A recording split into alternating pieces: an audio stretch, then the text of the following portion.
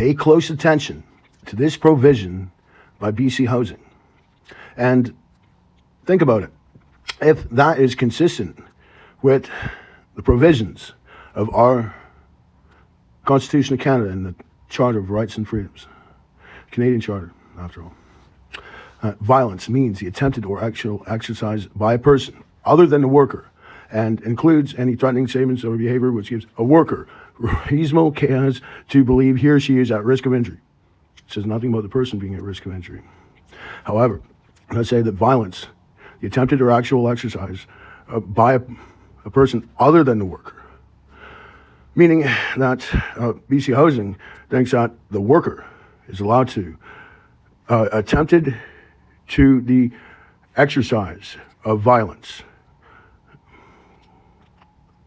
attempted or the actual exercise of violence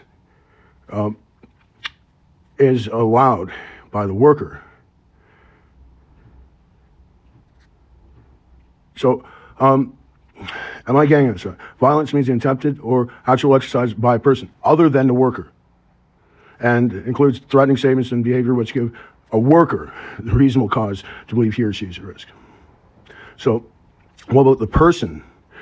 Reasonable cause to believe that he or she is at risk of injury from the worker who isn't included in a statement about attempted or actual exercise by means of violence, because if the person was the one who was being found to be violent or attempting or actual exercise of it, that's that would be wrong, right?